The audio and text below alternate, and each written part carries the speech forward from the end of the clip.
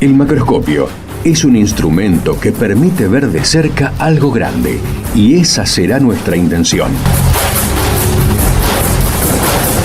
Acercarnos desde las pequeñas historias personales y sus recorridos al sistema científico nacional.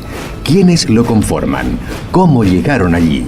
¿Desde dónde partieron? ¿Qué obstáculos tuvieron que sortear? Son solo algunas de las preguntas que estaremos contestando en nuestro programa. Les invitamos a escuchar estas trayectorias y a sus protagonistas.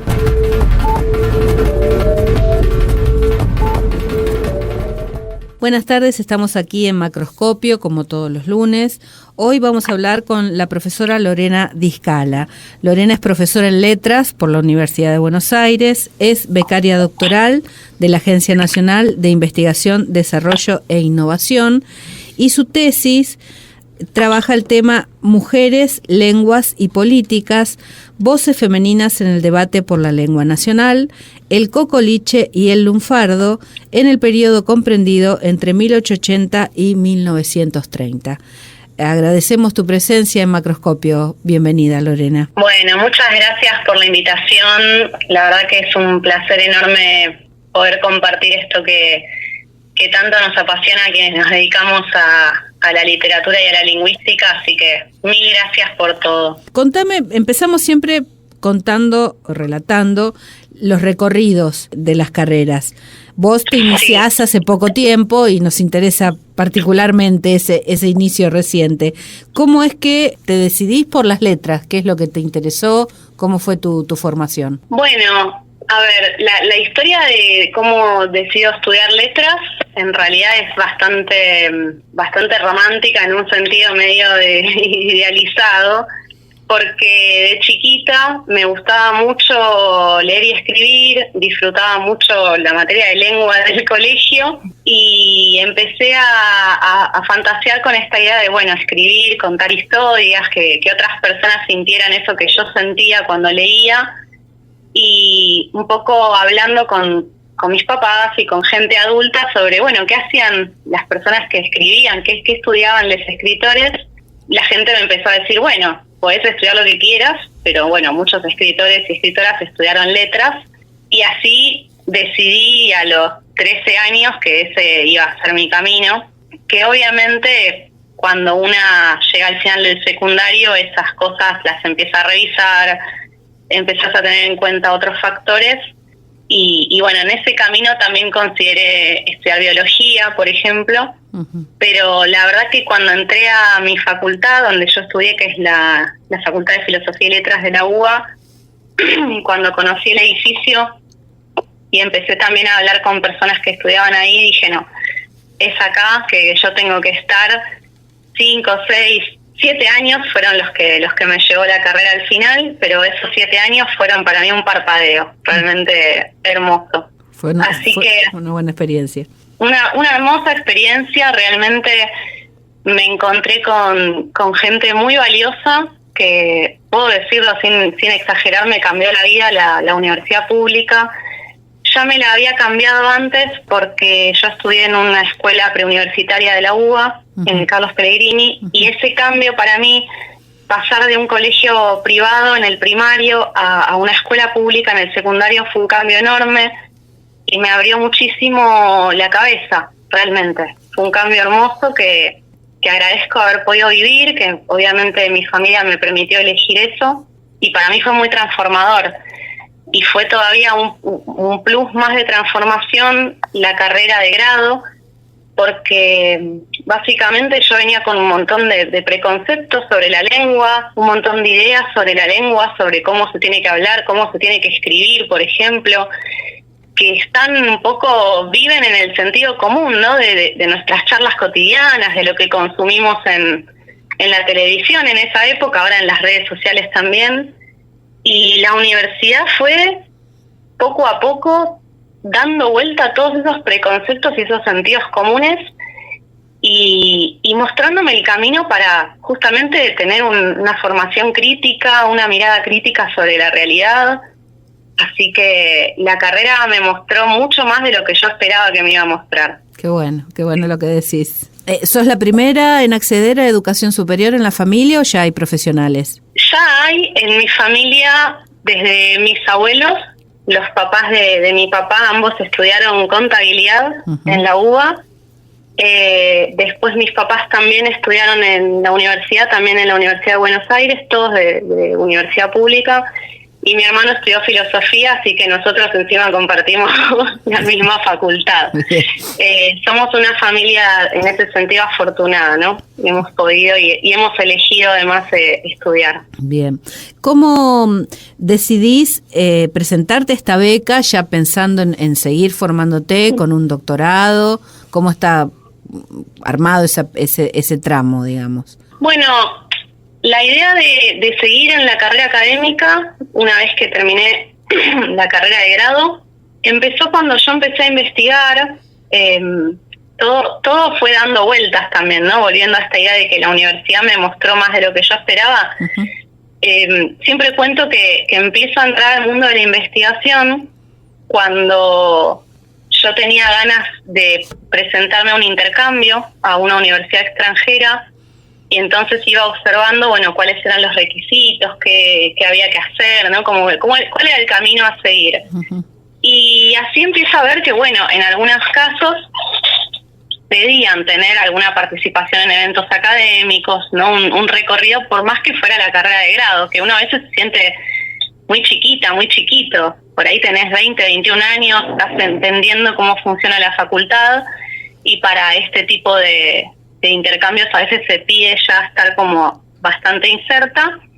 Y así empiezo a trabajar con una cátedra, que fue la cátedra de gramática, una de las 3 cátedras que tienen letras en la UBA, y empiezo a armar mi primera ponencia para una jornada académica, y ahí justamente empiezo a entrar en el mundo del lunfardo, justamente. Como que todo pasó así medio sin querer, pensando en otra cosa, en otro proyecto que era hacer un intercambio, que hasta ahora nunca lo hice, de hecho. Entro al mundo de la investigación y entro en contacto con el lunfardo porque queriendo investigar cuestiones gramaticales del español rioplatense, conozco a mi directora de adscripción, que es Andrea Born, es una profesional muy, muy destacada en este espacio, y ella me fue como orientando en todos estos temas.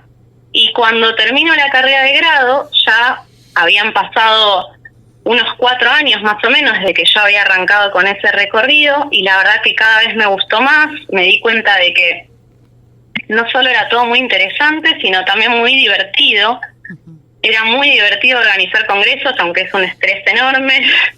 Era muy divertido compartir, como estamos haciendo ahora, todas esas horas bueno, para decirlo de una manera, todas esas horas del culo en la silla, en las que estamos leyendo, de repente cobran una vida diferente cuando las compartís con otros, cuando podés tener una conversación.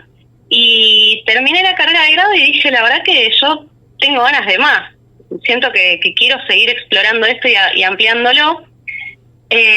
Y para poder pensar en el doctorado y tomar esta decisión de, bueno, hacer una postulación formal, encarar el camino de una beca, empecé a pensar quién podía llegar a dirigirme, ¿no? Ahí entras en esas cuestiones que también tienen sus gajes.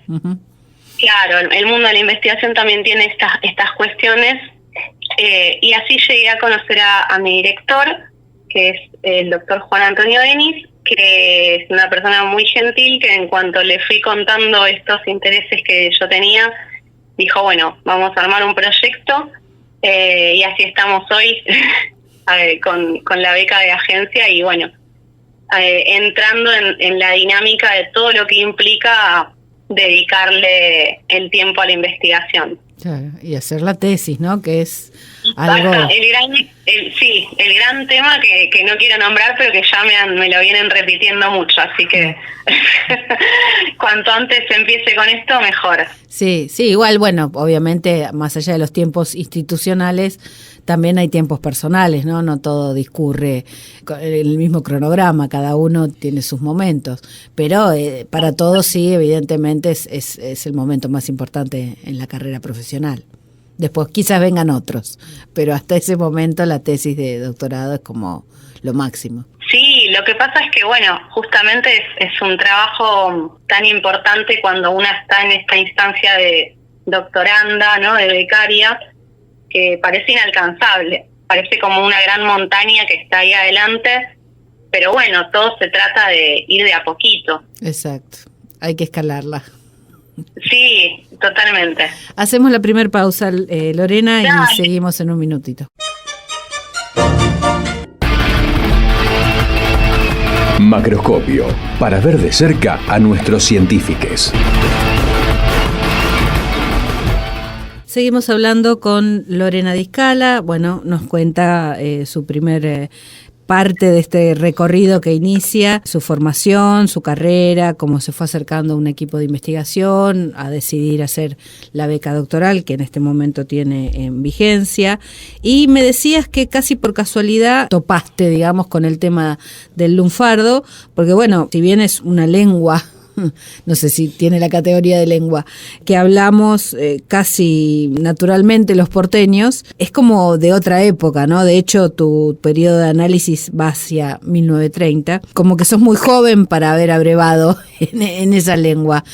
Como, ¿qué es lo que te interesó? ¿Qué es lo que te atrajo de este idioma, de esta lengua que tenemos en común? Bueno, me parece una pregunta genial, Sandra, la que me haces. A ver, lo de que soy joven es muy gracioso porque sé que igual sucede, ¿no? Parece una cosa antigua. De hecho, me hiciste acordar a un comentario que me hizo mi mamá, que seguramente va a escuchar este programa. La primera vez que le conté, estoy metiéndome en estos temas, me dijo, ay, qué antigüedad, esto es una cosa de... Es de nuestra época. Claro, me dijo, ¿vos te interesa eso, de verdad? Y la verdad es que te juro, a mí me divierte un montón. Es alucinante, sí, pero es alucinante, es muy interesante, es algo muy nuestro, que está súper vivo, pero además para mí genuinamente es divertido. Uh-huh. O sea, no lo exagero.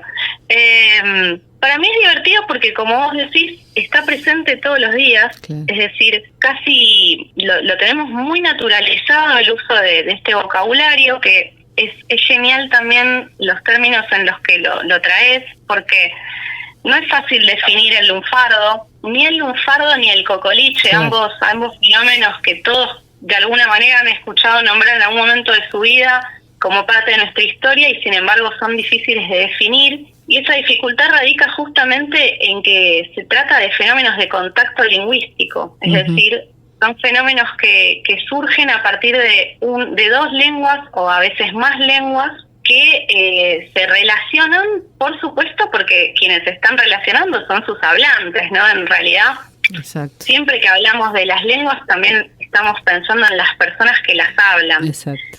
Y bueno, en particular, así como vos mencionás el periodo en el que yo me centro, justamente ese recorte temporal, ese recorte histórico, lo hemos elegido para ir a rastrear un poco en todo ese horizonte en el que surge el lunfardo, que tiene que ver, por supuesto, con la gran inmigración, con las grandes oleadas migratorias que llegaban a nuestro país, y que sobre todo lo que sucede es que se concentró una gran parte de las personas migrantes en torno a Buenos Aires y en torno a otros centros urbanos importantes, también como Rosario, uh-huh.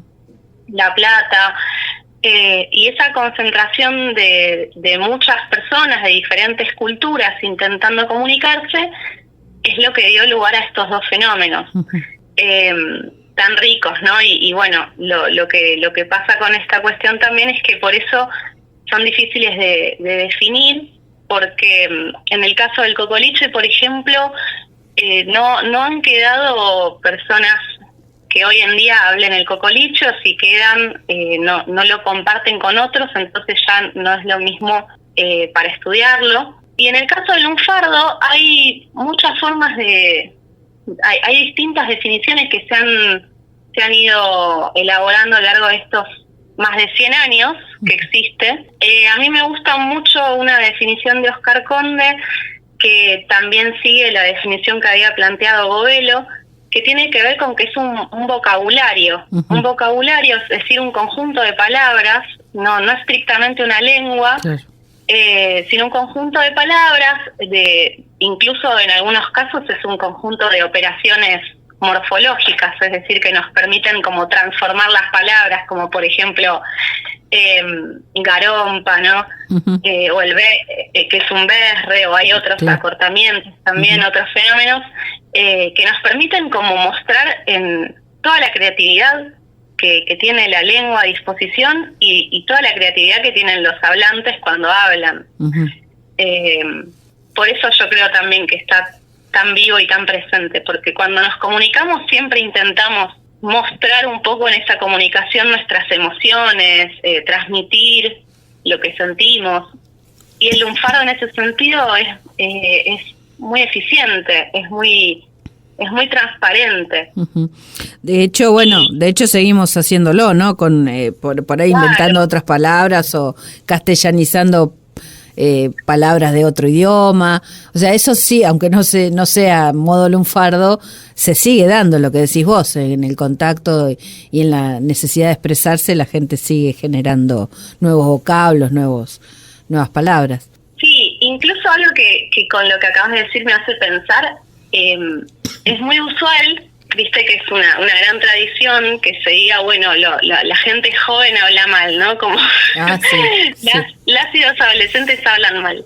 Y en realidad las personas jóvenes muchas veces son las que más están transformando la variedad de la lengua que usan en ese momento, justamente porque tienen un uso muy creativo de la lengua, ¿no? Tal vez, justamente viven la lengua desde este lugar de intentar construir un mundo a su alrededor, uh-huh, contar su propia realidad. Y hay un trabajo muy lindo de una docente de la UBA, que fue Inés Kugel, que justamente se llamaba "Los jóvenes hablan cada vez peor", para hacer un chiste justo con esta idea. Bueno, todas estas ideas que circulan todos los días sobre la lengua, sí, sin ir más lejos, seguramente haya oyentes pensando en el lenguaje inclusivo, sí, porque ha sido un fenómeno que generó mucho debate. Sí, totalmente, y lo sigue generando. Y seguro lo va a seguir generando, y vamos a romper también para que siga generando, ¿no? Porque es la idea. Esa es la idea. Los debates mueven un poco lo que sucede. Uh-huh. Y bueno, lo que me parece también muy interesante es que los jóvenes y las jóvenes siguen usando el lunfardo, a pesar de que a veces se piensa que murió con el tango, por ejemplo, ¿no? Como que quedó en el tango y ya no hay más, y en realidad todo el tiempo tenemos un montón de vocablos incorporados, como dijiste vos, naturalizados. Y eso que comentabas recién me parece también muy interesante, de cómo se reacciona, ¿no? No siempre positivamente a estos cambios en el lenguaje o a estas diferentes maneras de utilizarlo. Como que hay una forma correcta o apropiada de hablar y otra que no lo es. Y en esa otra que no lo es, siempre están estos circuitos, ¿no? Los jóvenes, las formas, digamos, populares de utilizar la lengua. Eso también me parece algo interesante de mencionar, ¿no? Porque en este caso, ambos, lunfardo y cocoliche, era muy usado por las clases populares, que hoy utilizarán otras jergas por ahí. Sí, es que totalmente das en el quid, digamos, en el clavo de la cuestión, porque siempre que se construye, ¿no?, ideológicamente un cierto uso de la lengua como el incorrecto, el que hay que evitar, uh-huh, tiene que ver con que hay una moral también, total, no solo sobre ese uso de la lengua, sino sobre quiénes son las personas que la están usando. Uh-huh. O sea, hay un tipo de pedagogía ahí que tiene un objetivo muy puntual, que tiene que ver con, formar un tipo de hablante, un modelo de hablante indicado. Ujú. Y en el caso que vos mencionás tenía que ver justamente, bueno, con ubicar a las masas inmigrantes dentro de la cultura criolla que se estaba tratando de afianzar. Hoy en día seguramente esto lo podemos ver en otros casos, como cuando se habla, por ejemplo, del habla juvenil o del habla villera, Ujú. o incluso, bueno, si vamos a la otra cuestión de clase, como también para ser justas, ¿no? Si hablamos de modos de hablar chetos, Eso te también iba a decir, claro. hay una representación también, obviamente. Obviamente. Y lo mismo si se ataca el lenguaje inclusivo, alegando que la E no indica nada, o que somos, como todos los constructos que se suelen armar, ¿no? Que las personas que usamos la E estamos enseñando mal. Ujú. Y cómo eso entra también en la escuela. La escuela siempre sigue siendo un eje de... Formación total. Claro, es como el eje de operaciones, ¿viste? Para poner en práctica todas estas cosas, porque la lengua sigue siendo un terreno de mucha disputa. Totalmente. Hacemos la segunda pausa, Lorena, y ya volvemos. Macroscopio, ciencia y sociedad. Continuamos hablando con Lorena Discala. Bueno, estábamos hablando de los idiomas, las jergas, las formas de utilizar el lenguaje. Volvemos al lunfardo y al cocoliche. El lunfardo es más conocido, digamos, a nivel nacional, me parece, e internacional. El cocoliche no tanto. ¿Tenés alguna definición de cocoliche o una aproximación a lo que sería el cocoliche? Sí, bueno, me parece también que está buenísimo traerlo un poco más. Estuve incluso revisando algunas definiciones que se han ido elaborando en todos estos años de estudio. No había pensado en esto que vos decís. Puede ser que el cocoliche no sea tan difundido, Uh-huh. ¿no? Hoy en día. Es cierto que el lunfardo tuvo que hacer todo su recorrido para tener hoy la visibilidad que tiene. De hecho, en el inicio de los estudios del lunfardo, esto lo traigo porque está bueno conectarlo con los inicios del estudio del cocoliche también. Al principio, las primeras personas que estudiaron el lunfardo eran policías. Eran muchos comisarios, por ejemplo, que querían entender cuál era esta habla delincuente que ellos lo entendían así. En los inicios se lo entendía así el lunfardo como el habla de la jerga delictiva. Mirá vos. Y tuvo que pasar mucho tiempo, muchas décadas, hasta que esa mirada se cambió y se reorientó hacia lo que vos dijiste hace un rato, que es una gran forma de sintetizarlo, que es en realidad un habla popular. Uh-huh. ¿No? Un habla masiva de, en ese momento, personas que pertenecían a una clase social humilde, trabajadora. Uh-huh. Y con el cocoliche lo que sucede es que surge en la interacción entre, como decíamos antes, todo este grupo de personas migrantes que hablaban distintos dialectos, además. Uh-huh. No eran, por ejemplo, como a veces tenemos en el imaginario argentino, de que todos han venido en barcos. Sí. Además, un imaginario muy blanco también, Obvio. que es importante poner eso sobre la mesa. Los hablantes que comenzaban a usar cocoliche eran hablantes de distintos dialectos, de diferentes variedades de Italia. Algunos hablantes de genovés, otros de napolitano. Uh-huh. Y eso dio lugar a que surgiera el cocoliche, que lo podemos nombrar como lo nombra Di Tullio, por ejemplo, que por supuesto es una lingüista argentina súper importante, Ángela Di Tullio.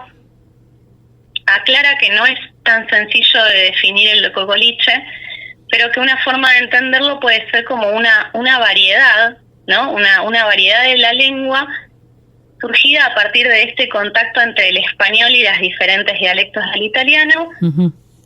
a partir de esta convivencia, por ejemplo, en el conventillo, Claro. ¿no? En espacios como el conventillo.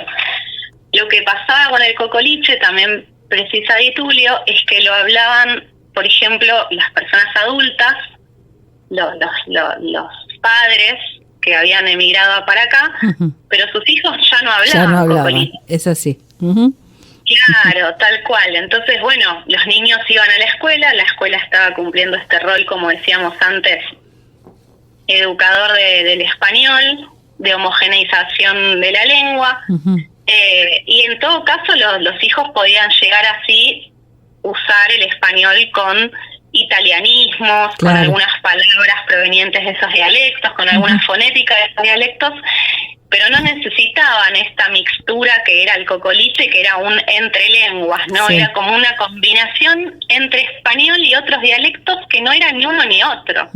Era un intermedio, un intermezzo entre todo. Y justamente eso es lo que explica que, por ejemplo, si nosotras hoy queremos estudiar cocoliche, vamos a tener que ir a buscar materiales literarios, es decir, materiales de literatura, de prensa.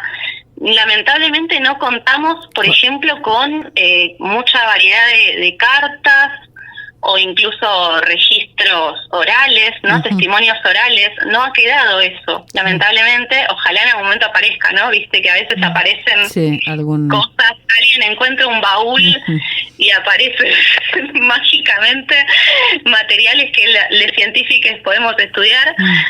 Pero mayormente es un poco difícil estudiar el cocoliche con los medios que tiene la lingüística hoy en día, ¿no? Que es básicamente estudios de campo, grabaciones, podés preguntarle a los hablantes directamente, no necesitas ir a buscar un texto hoy en día si tenés hablantes ahí delante tuyo.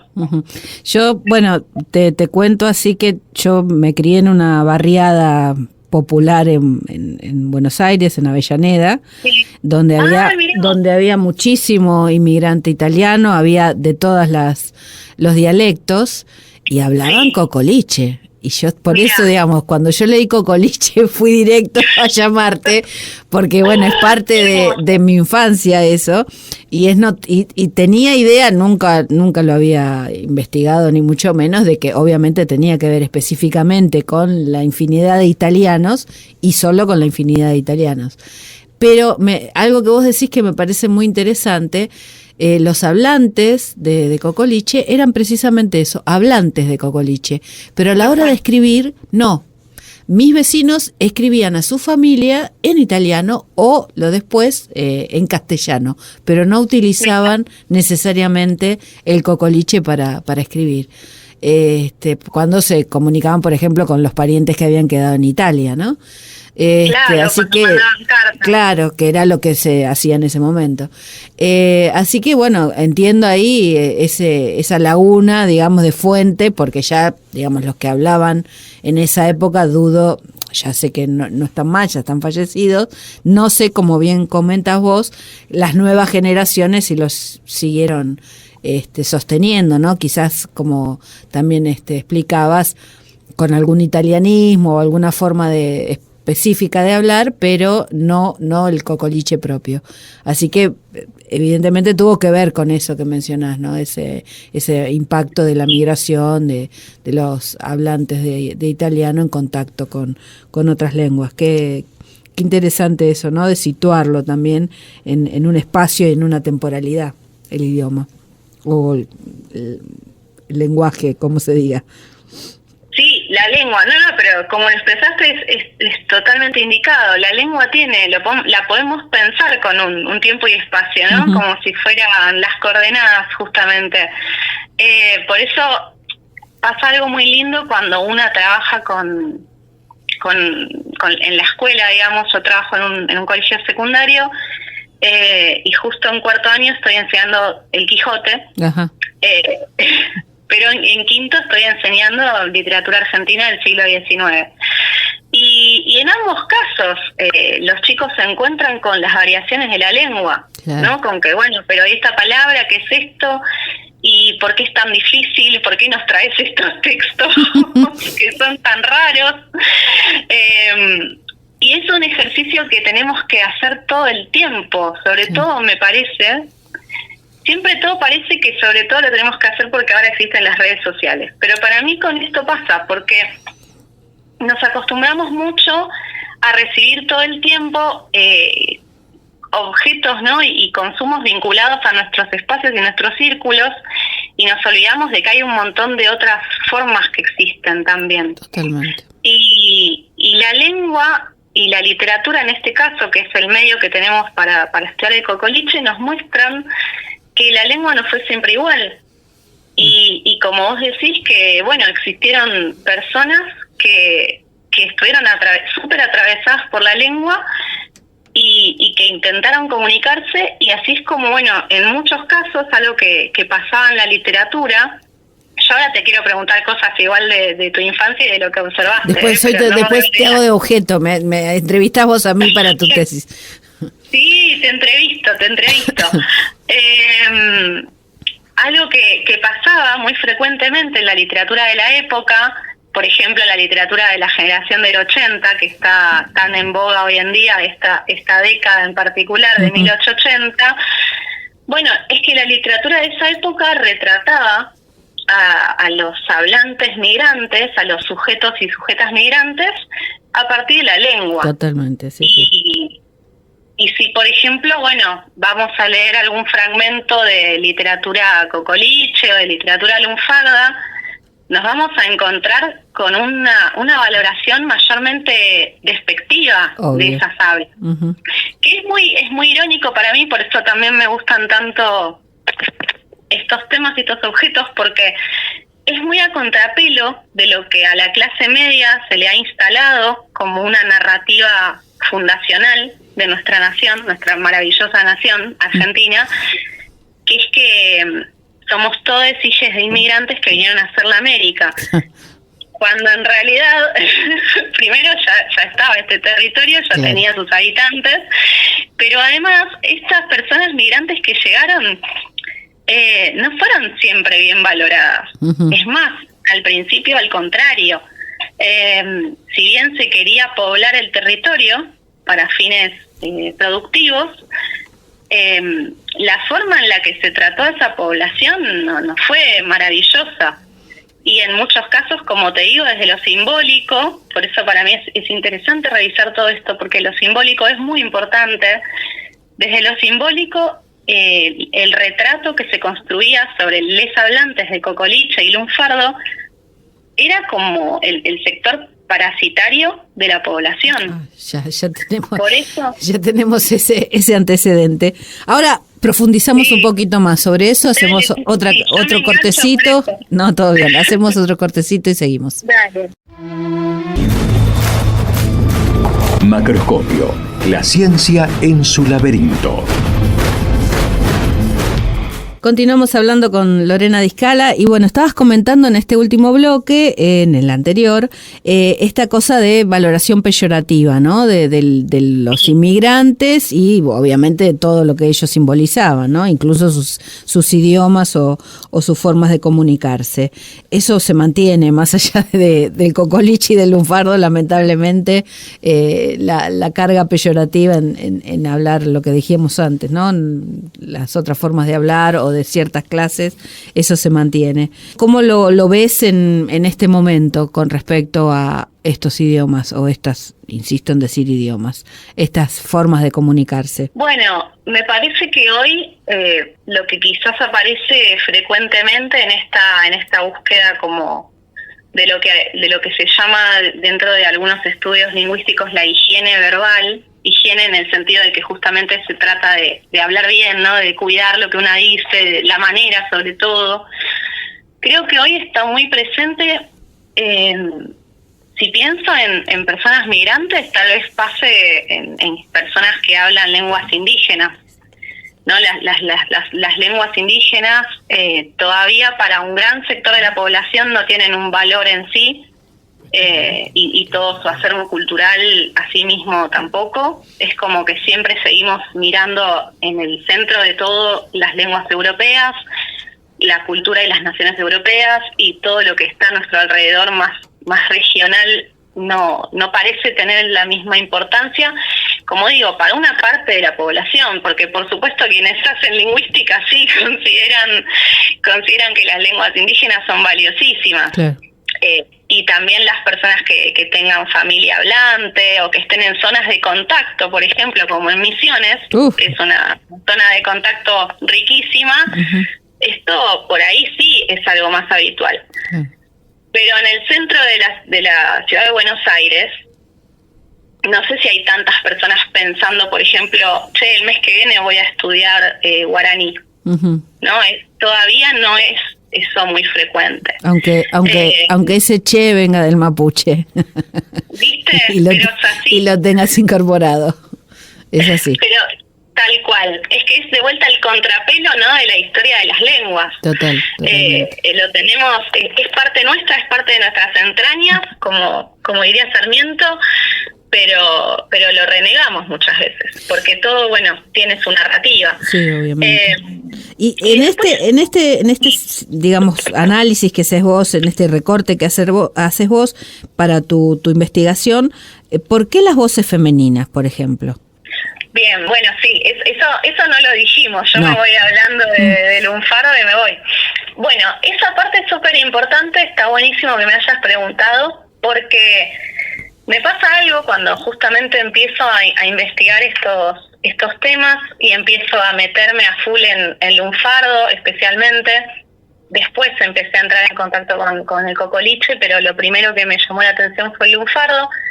Empiezo a investigar y a buscar cualquier libro viejo que había en librerías y que a nadie le interesaba, yo me lo llevaba, pero no encontraba nunca ni poemas ni trabajos de escritoras mujeres. Ajá. Que hablaran de lunfardo, ¿no? O que por ahí escribieran algún poema de poesía lunfarda. Y bueno, al principio, como yo no conocía mucho, dije, no, ni siquiera me di cuenta, sino después de varios años empecé a observar mi biblioteca, a observar lo que me encontraba en las librerías y empecé a preguntarme, algo pasa acá. No puede ser que no haya ninguna autoría, en primer lugar, no ninguna autoría, pero en segundo lugar que tampoco ningún poema hable de una mujer hablante de lunfardo, por ejemplo. Me empezó a parecer cada vez más significativo. Después, cuando estaba por terminar la carrera de grado, justo tuve la posibilidad de cursar un seminario de teoría y estudios literarios feministas, y ahí ese seminario me dio la posibilidad como de organizar un poquito mejor todas estas preguntas, ¿no? De, bueno, pensar de qué forma se puede llegar a construir un objeto que tenga una mirada feminista y que tenga también una metodología feminista. Y así empecé a encontrar algunos nombres que en algunos casos sí son una firma, sí son mujeres puntuales como sujetos que existieron y que fueron en algunos casos escritoras, como Salvadora Medina Onrubia, que fue muy, muy conocida en prensa y en literatura, o también María Luisa Carnelli, que fue una compositora de tangos, Renata Dongui de Alperín, que fue una escritora y también académica. O ¿por qué voces femeninas? Bueno, porque también en algunos casos la figura femenina vinculada a estas hablas populares no es una figura que firma, sino que es una figura simbólica. Y ese es también el motivo por el cual mi objeto tiene que ver con voces femeninas y no solamente con mujeres, porque también es interesante empezar a preguntarse cuáles son los roles de la feminidad y la masculinidad en todas estas cuestiones de las hablas. ¿No?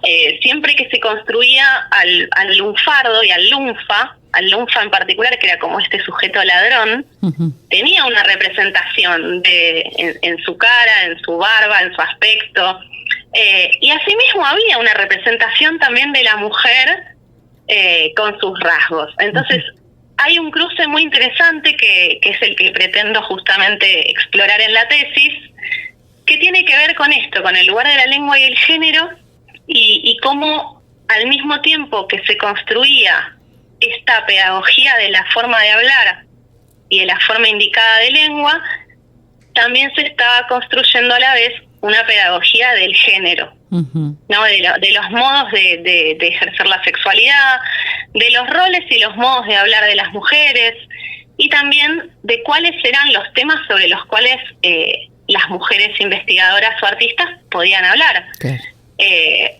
María Luisa Carnelli, por ejemplo, escribió muchísimas letras de tango, pero antes de ella no había escrito una letra de tango ninguna mujer. Y así hay un montón de historias y un montón de seudónimos. De hecho, ella firmaba con un seudónimo masculino. Obvio. En muchas ocasiones. Y lo mismo, bueno, Salvadora Medina Onrubia, que en algunos casos es muy conocida por haber sido la esposa de Natalio Botana, claro, que era el director del diario Crítica. Entonces también ahí se van como explorando esos lugares que las escritoras y las académicas podían ocupar y cuáles eran los temas sobre los que podían opinar, porque en el siglo, en la década del 20, pero en 1920, la discusión por la lengua nacional empieza a cobrar un lugar central nuevamente. Incluso es muy conocida una disputa que se genera entre Borges y Arlt. En realidad no es que ellos necesariamente se peleen, sino que tenían posiciones opuestas sobre cuál era la forma de hablar de los argentinos. Y siempre es muy recordado un fragmento de Borges diciendo que, bueno, el lunfardo no iba nunca a ganarle al español, y en cambio del otro lado tenías a Arlt diciéndote que había algunas palabras que tenían una potencia que no se podía reemplazar por otras. Y bueno, es significativo que en este momento de central de la lengua, en un lugar central por la disputa, no hay ninguna voz importante, ningún nombre de mujer que se sume a la disputa. Son todos varones, por decirlo así. Pero seguramente, como decís vos, habrá que encontrarlas y rescatarlas de esa invisibilidad, porque siempre estamos, siempre. Sí. Totalmente. De hecho, bueno, no casualmente, muchas cantantes de tango, mujeres, tuvieron su fama y su reconocimiento. Y bueno, hoy vamos a escuchar a Tita Merelo, que para mí es el exponente, digamos, de toda esa simbología, ¿no? De mujer, de mujer popular, de arrabalera, de cantante, y que manejaba, digamos, muy, muy bien el lunfardo y cantaba muy bien, además, ¿no? Totalmente, Tita fue la uno, la diva. Había otras que no, que eran más adecuadas, entre comillas, para la lengua en ese momento, ¿no? Pero la Tita era así como bien lunfarda y bien canchengue. Busquen en el diccionario, yo no se los voy a explicar esa palabra.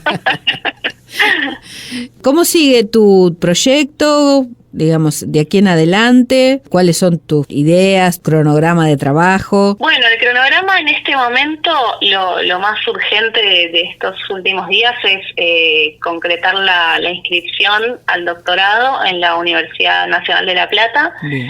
Y ya una vez terminados estos trámites, sigo con la lectura y sistematización de todo el marco teórico, que es lo más urgente que tengo en este momento para empezar justamente a ordenar todo este corpus tan diverso que tengo, que está integrado por obras literarias, trabajos académicos y esta búsqueda justamente, ¿no? De sujetos que capaz no están tan a la vista, pero que van a ir apareciendo y van apareciendo porque además hay personas que cuando les cuento me empiezan a decir, che, ¿y buscaste a tal?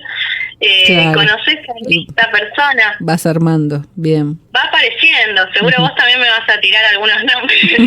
Así que por el momento es eso, el cronograma lo voy revisando y lo vamos revisando con mi director, pero es un poco, todas las semanas ir sistematizando estas lecturas y ordenándolas y tratando de revisar las hipótesis de partida. Bueno, Lorena, se nos acabó el programa, lamentablemente. Se hizo muy corta esta charla. Pero bueno, seguiremos en contacto. Esperamos leer con ansias esa tesis, que le falta un montón todavía, pero no importa, ya la estaremos esperando.